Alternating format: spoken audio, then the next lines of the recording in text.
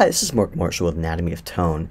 In this video, I want to discuss using chromatic passing tones to connect target, aka chord tones, within a chord, as well as connecting adjacent chords in a chord progression. I'm going to give you some examples of how to practice this in order to integrate it into your solos and improvisations. First though, if you're digging these videos, please hit the subscribe button. That way you'll be notified whenever I release new videos. I'm releasing a whole series on how to solo and improvise over chord progressions. This is part 4 of a series of videos I have on my YouTube channel, which is Anatomy of Tone, in which I cover a lot of different strategies of how to ornament melody lines and create runs in our solos and improvisations. So if you want to backtrack, you can watch them out of order if you wish through each individual strategy, so they're not consecutive. If you're looking to get deeper into any of the topics that I'm discussing in these videos, then you could reach me at anatomyofguitartone.com. I give private lessons and be glad to get deeper into any of these subjects.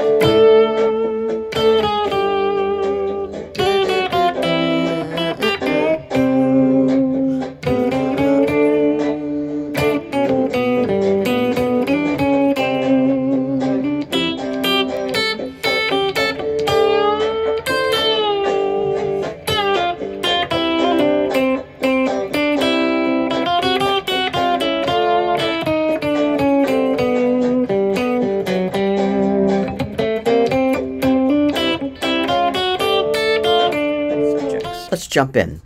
Okay, so using chromaticism in chord progressions. Now, one way to think of it is to use chromaticism to connect two notes between chords. Let's say we're using a D minor 7 to a G7 chord. In this video, like many of my other videos, I'm focusing on using simple chord progressions in the key of C. I've said it before and I will keep saying it, is that if you can understand something in the key of C, then you can apply it to all keys. I always like to start simple and then make it more complicated as I get strong footing. Let's look at a 2-5-1 progression in C. We're going to look at D minor 7, G7 to C major 7.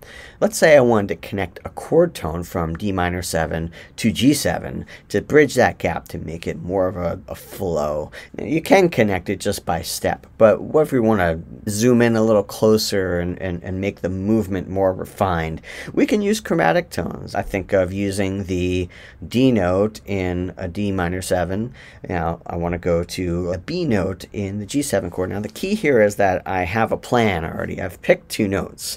One mistake that a lot of players make is they start on one note and they just see where they end up. They don't actually have a plan. It's really hard to ornament or apply a strategy if you don't have a plan in mind. You don't know where you're going, and people often paint with their ornamentation rather than having a good frame setup. This is why you'll find that some players aren't creating strong melody lines when they're soloing or improvising.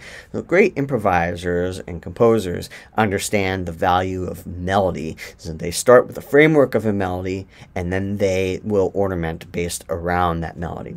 So I started out by saying, okay, we want to start in the D note, which is the tonic or the root of the D minor chord, and wanted to move to the B, which is the third of a G7 chord. We can just move down in stepwise motion, D, C, B. That can work. But what if we wanted to create more notes, right? More movement in between them? We could do D, D flat, C, and land on our B.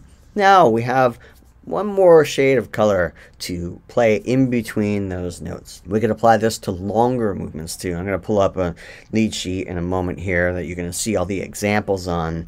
It's just a way to color and add a little spice to it that we're not used to hearing. We've been painting with largely diatonic colors, meaning tones related to the scale, the mode, the key that we're in. Adding some chromaticism to it is going to wake our ears up a little bit. It's a splash of cold water that you're just, whoa, what's happening on? It's bright lemon. You can use it to add a little of excitement to something that you're playing and highlight it a little bit more. It'll make it stick out using chromaticism. In these examples, I'm going to focus on descending patterns. Now, you can also use ascending patterns. they work equally as well, and just wanted to keep the content of this video very focused. We don't just have to use this technique for transitioning from chord to chord, though. We can use it to transition between different chord tones within a note.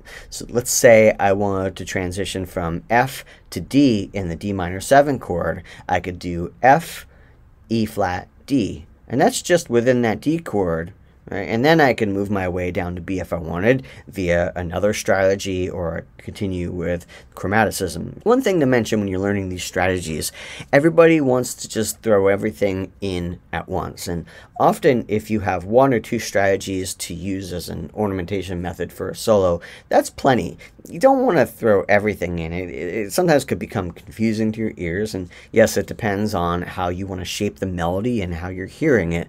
If you use too many things at one time, you state too many things, it sounds random. There's a lot of times you want it to feel a little bit structured even though you're improvising or making it up in the moment. To help ingrain this, I like to use self-imposed limitations, meaning I'm going to pick a few rules for myself as I'm starting to practice. I'm going to only use one or two strategies. Let's say you wanted to practice and you wanted to make sure that you're only using chromaticism, but not between every single note. Just pick a few spots within the chord cycle to use the chromaticism to get used to it. The rest of the time, use your other strategies. So now we have pretty much like an A-B option as far as it goes to strategies.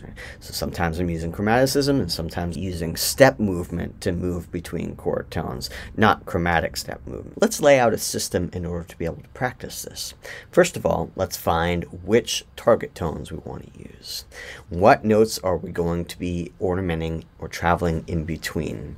Okay, step 2, after we've decided on what our two target notes are going to be, we're going to think about how are we going to get there.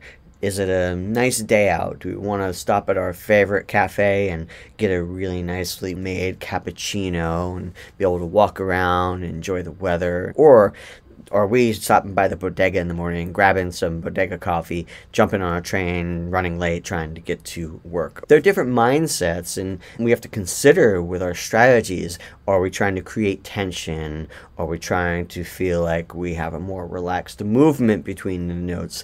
Do we want them to feel connected? Do we want them to feel more disconnected? The key is not to randomly play, but to think of the overall effect that it has on the message that you're relaying through your music. For this strategy, we're going to use chromaticism to link notes together as a way to create almost a feeling like it's falling down into place. So step 3, we have to figure out what those chromatic notes are between those two target tones, and then we have to apply it to our instrument. You'll notice that applying it to the instrument is coming much later. It's pretty much the last step. This is something we have to consider when we're learning these techniques, is that it doesn't just come first from sitting on our instrument. We have to be able to visualize and understand and be able to comprehend what we're doing to be able to apply it. If you can comprehend it, it's going to make it so much easier to apply in different keys and in different rhythms and just every situation you could think of. It's really what preps you, not picking up the instrument and getting distracted by the technique that I'm using or the position that I'm in. I'm saving that for later to be able to apply what I'm thinking. I have Dorico open now. We're going to look at a couple examples. So example 1A. I demonstrated here 3 different chord tones that we can use. We could use this D to B to G. This is how I want to connect each of the chords. And you'll see in example 1B, I used chromaticism to connect each of those chords together. For this example, I didn't use jazz shell voicings. I just played power chords so we can hear using chromaticism in more of a rock setting. Although I wrote D minor 7 on the chart, you can play around with those with your chord tones. The chords themselves aren't actually playing those notes. Example 1.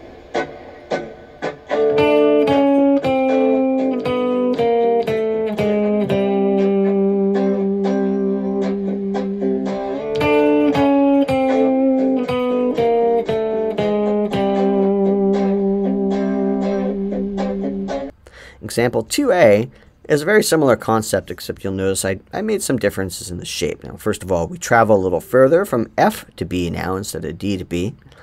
And then we're going to move up to C on our last chord. Let's look at how we walked down. So I walked from F all the way down to B, actually. The whole thing is chromatic, really. I altered the rhythms based on how many notes I could fit in a bar.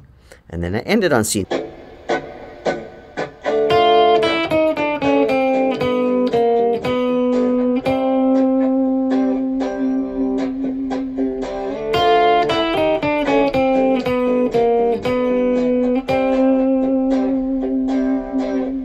One thing I want to mention is that when you're using chromaticism, we still want to think about what beats the chromatic notes land on. You'll notice here the way I chose the phrasing for each of these, the resting note or on the downbeats of beats 1 and 3 are often going to be chord tones. Those positions are going to stick out a lot. 1 and 3 are our strongest beats in a measure, and that's where we tend to put the most weight when we're listening. If you put chord tones on beats 1 and 3 and you play a lot of chromaticism in between or random notes, it's going to sound a lot better than if you're doing it on 1 and 3. In other words, if you're placing your dissonances on 1 and 3, it's going to stick out as being a lot more tense and harsh. You may be going for that, which is great, but if you're not, or thinking of as a general rule of melody, that we don't often approach things that way. So playing chromatic or dissonant notes on strong beats is more the exception to the rule rather than the rule. You have to keep in mind that these are exercises. They're structured in a way to try to get our minds and our bodies used to using these strategies in a musical fashion. So when we're in a situation we want to apply these tools, we have the experience to do such. I recommend practicing this at least 5 minutes a day. More days of the week than less is better. It's okay to take a day off once in a while. As long as you're keeping a pretty consistent schedule, it'll actually work out pretty well and you'll see consistent progress. Hope you've enjoyed this video. I'll see you next time.